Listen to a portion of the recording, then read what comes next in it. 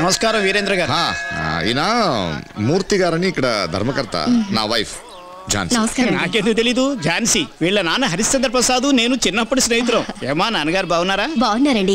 మీరెలా ఉన్నారు? బాగున్నానమ్మా, ఉంటాను. శాంతి, నీకు విషయం తెలుసా? ఏంటండి? నేను ఆఖరిసారిగా ఈ గుడికి వచ్చింది నూకాలతోటి. ఆ తర్వాత మళ్ళీ ఇన్నేళ్ళకి నీతో వస్తున్నా. అరే మా ఈరుబాబు ఉండు, పరిచయం చేస్తా. రా ఈరుబాబు. వీడొచ్చాడేంటి? అట్టెళ్తాం. దొంగ ఏట్రా పిలుస్తుంటే తప్పించుకున్నావేంటి? ఏంటో పొద్దున గుడికి వచ్చావు. చిన్నప్పటిలాగే చెప్పులు, కొబ్బరి చెప్పులు తోపేద్దామనా? శాంతి, ఈ నా ఫ్రెండ్ ఈరుగాళ్లే. అసలే చిన్నప్పుడు ఇడికి వేసుకోవడానికి చిరిగి నిక్కర కూడా ఉండేది కాదు. ఇప్పుడు ఓవర్ గా సంపాదించేసి ఫ్లైఓవర్ కూడా వేస్తాడు. వస్తానండి. అడిగెళ్తా ఎదకంగా నువ్వును. ఈ అమ్మాయి ఈమె నా భార్య పద్మ, మన డ్రిల్ మాస్టర్ అప్పలరాజు గారు అమ్మాయి. అప్పట్లో ఈనుపుల్లా ఉండేది, ఇప్పుడు మంచి ఏపుగా తయారైంది. అయితే నేను విరదాని ప్రకారం నువ్వు లేపుకెళ్ళిపోయి పెళ్లి చేసుకున్నావు అనమాట. గోవిందు, ఇదో శాంతి, ఈ లేదు ఈ అమ్మాయిని 7వ తరగతిలో గొక్కిసేవాడు. మీరు చెప్పండి. చూసావా, చిన్నప్పుడు విషయాలు తెలుసుకోవాలి ఎంత ఉపయోగపడిపోతుందో. ఇదిగో ఓసారి వీడు నేను గోకిని తెలిసి మీ నాన్న సైకిల్ టూ పట్టుకుని వీడు వెనకాల పరిగెట్టాడు. వీడు మాత్రం తక్కువ, వీడు చాలా స్పీడ్ గా పరిగెత్తాడు. ఇదిగో శాంతి, వీళ్ళిద్దరిది గొప్ప లవ్ స్టోరీ అనుకో. ఎందుకంటే టూరింగ్ ట్యాక్స్ లో గడ్డి మేడ దగ్గర, చాలలో, తోటలో, పొలాలో ఎక్కడ పడితే అక్కడ చూడలేదు చచ్చేవాళ్ళం. చెప్పనివ్వండి. సరేగా అమ్మాయి, వీడు నేను లేపుకెళ్ళిపోయని చెప్పేసి దిగులతో మీ నాన్నగారు పాపం చచ్చిపోయారు కదా. ఓ నూతులో దూకి ప్రాణాలు తీసుకున్నారా? మా నాన్నగారు చచ్చిపోలేదండి. ఏ? మా నాన్నగారు అప్పలరాజు గారు కాదు, హరిశ్చంద్ర ప్రసాద్ గారు. అయ్యో, అంటే మీ అమ్మగారు అప్పలరాజు గారిని వదిలేసి హరిశ్చంద్ర ప్రసాద్ గారిని పెళ్లి చూస్తున్నారా?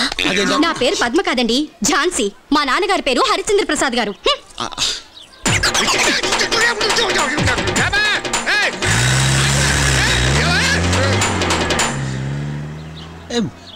నేనేమన్నాను? లేకపోతే ఏంటండి ఇది? ఏంటండి? వెళ్ళిపోయింది. సంతోషమా? నువ్వు వేడవరా, నా బండి దింపేస్తావే. దింపావు కదా గోతులకి, ఇది చాలు.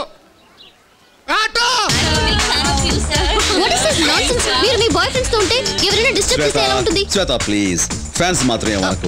వీళ్ళ కోసం నేను ఏమైనా చేస్తాను. ఫ్యాన్స్ నా ప్రాణం.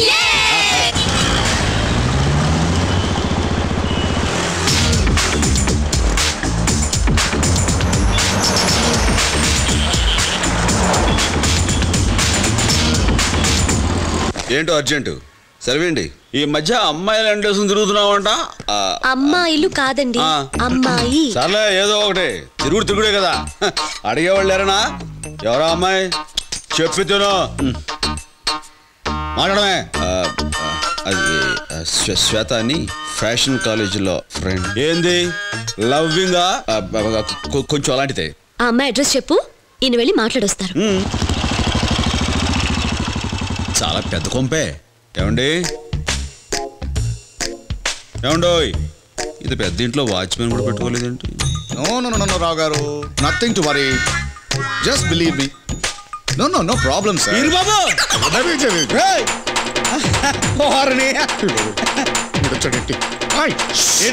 నువ్వేంటి ఇక్కడ? నా ఇంటికి వచ్చి నన్ను ఇక్కడ ఉన్నావేంటని అడుగుతున్నావా? వారిని, ఇది ఇది నీ కొంప. అయితే నా పని సులువు అయిపోయినట్టే. నీతో చాలా విషయాలు మాట్లాడరా. బాబాయ్, నువ్వు కొంచెం మాట్లాడుతున్నా కొంపలు కూలిపోతాయి. చాలా మాట్లాడాలంటున్నావు. అదేంటో టెన్షన్ పెట్టకుండా అర్జెంట్గా చెప్తా. అమ్మాయి ఫ్లాష్ బ్యాక్ లో ఏమైనా బ్యాలెన్స్ పెట్టావా? మొన్న నువ్వు కొట్టిన దెబ్బకి 4 రోజులు ఏంట్రా ఇంకా తేరుకోలేదు. అవును, నన్ను నా భార్యను విడదీయాలని నువ్వు ఏమన్నా ముక్కున్నావా? చౌరుగా విడదీయడం ఏంటి? కలుపుకోవడానికి వస్తాను. ఏం కలుపుకుంటావు? నా ఆస్తిని కలుపుకుంటావా? చౌరుగా ఎద వెకసగాలు నువ్వును. కోట్లు విలువ చేస్తాను నా కొడుకు. నీ ఆస్తి నాకు ఎందుకురా? ఇప్పుడు ఆడే విషయం నేను చెప్దాం అనుకుంటాను. సంగతి అన్నావు అనుకో, కరెంటు సాగితే కాయకల గిలగల కొట్టుకుంటావు. అది నాకేం కొత్త కాదులే. విషయం ఏంటో అర్జెంట్ గా చెప్పు. ఇప్పుడు మా అబ్బాయి తెలుసుగా, సిద్ధార్థ, అదే టీవీలో చేస్తుంటాడు. వాడు మీ అమ్మాయి మా అమ్మాయి లవ్ చేసుకున్నారు. చూడు ఎలా షాక్ అయ్యావో. నాకు నిన్నే తెలిసిందిరా. ఏమైనా ఇన్నాళ్ళు స్నేహితులైన మనం ఇప్పుడు బంధువులు అవుతారా? ఆగు, ఒక్క నిమిషం ఇక్కడే ఆగు, ఇప్పుడు వస్తాను. త్వరగా వచ్చేసాయి. When I going there? Baby, I think so. ఆ ఫోన్ కింద పెట్టు, నీతో మాట్లాడు నేను urgent. I'll call you back, okay? ఇదిగో, నేను అడిగే ప్రశ్నలకి ఎస్ ఆర్ నో అని మాత్రమే సమాధానం చెప్పు. నీకు CCTV సిద్ధార్థ్ తెలుసా? Say yes or no. Come on. Yes daddy. నువ్వు వాడిని ప్రేమిస్తున్నావు? Yes daddy.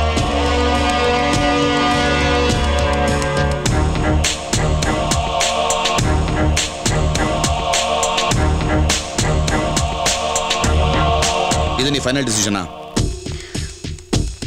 ఎస్. వచ్చావా? నా కూతురుతో మాట్లాడు. ఏమంటరా? నీ కొడుకుని ప్రేమిస్తా. నేను చెప్పానా? మరి ఇంకే నువ్వు మంచి ముహూర్తం చూసి వాళ్ళిద్దరికి పెళ్లి చేస్తే నేను నా కోడల్ని బంగారంలో ఇంటికి తీసుకెళ్ళిపోతాను రా. అదేంట్రా? నోరు ముయ్యి. మాటకు 10 సార్లు రా రా నన్ను టార్చర్ పెడుతున్నావు. కర్మకాడి ఎప్పుడో చిన్నప్పుడు ఫ్రెండ్ అయిన పాపానికి ఇంత హింస పెట్టాలా నన్ను? అదేంటి బాబు? బాబు కాదు, వీరేంద్ర కాంట్రాక్టర్. అది నా లెవెల్. కాంట్రాక్టర్. నీలాంటి కూలికి జీతం ఇస్తాను తప్ప స్నేహితుడిగా ఒప్పుకోను. అలాంటిది సంబంధం కలుపుకుంటాను ఎలా అనుకున్నావురా? నిన్ను చూడు, నీ అవతారం చూడు, నన్ను చూడు. నువ్వు నా వియంకుడువా? ఏమన్నా నా కూతుర్ని నీ ఇంటికి కోడలిగా పట్టుకెళ్తావా? చూసావా ఇల్లు? చూడు, నీలాంటి 100 మంది కూలీల సంవత్సరం పాటు కట్టారు దీన్ని. అలాంటి ఈ ఇంటితోనే సంబంధం కలుపుకుందామని వచ్చావా? తప్పైపోయింది సార్. వాళ్ళు ప్రేమించుకున్నారని ఆ ఒక్క కారణం వల్లే నువ్వు ఇంకా నా ముందు నించున్నావు. లేకపోతే మెడపట్టి బయట గంటేసేవాడిని. ఇదిగో, నా కూతురు నీ కొడుకుని ఇష్టపడుతుంది కాబట్టి, వాడు నీలాంటి వాడు కాదు కాబట్టి ఒక్క షరతు మీద ఈ పెళ్లి కొప్పు. ఏంటి సార్ అది? వాళ్ళ పెళ్లి జరగాలంటే వాళ్ళ జీవితంలోకి నువ్వు రాకూడదు, ఉండకూడదు. అర్థం కాలేదా?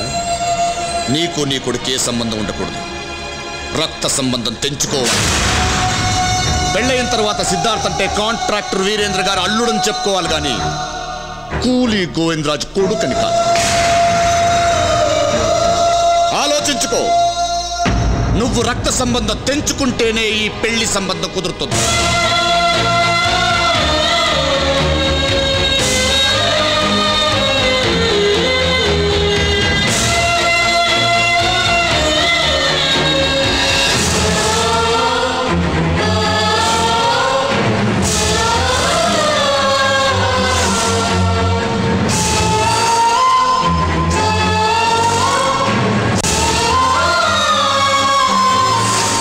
గోవిందరాజు ఇచ్చిన సాక్ష్యాధారాలను పరిశీలించిన మీదట నిందితుడు పాండురంగ దూబే అలియాస్ పాండు పహిల్వాన్ ఉద్దేశపూర్వకంగానే ఎస్ గోపాలరావు అనే వ్యక్తిని హత్య చేసినట్లు ఈ కోర్టు విశ్వసిస్తూ సెక్షన్ 302 ప్రకారం యావజ్జీవ కారాగార శిక్ష విధించడమైనది.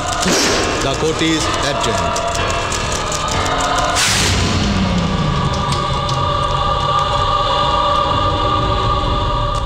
తమ్ముడు, నువ్వేం కుబులవ్వకు. హైకోర్టులో సోమవారం బెయిల్ అప్లై చేస్తా. నిన్ను బయటకి తెస్తా. నేను బయటికి రాకపోయినా ఏం పర్వాలేదు, కానీ ఈ నుంచి చర్లపల్లి జైలు పోయేలోపు ఆ గోవిందరాజులు గారిని ఆడంటున్న 5 కుక్కల్ని ఖతం చేయాలి.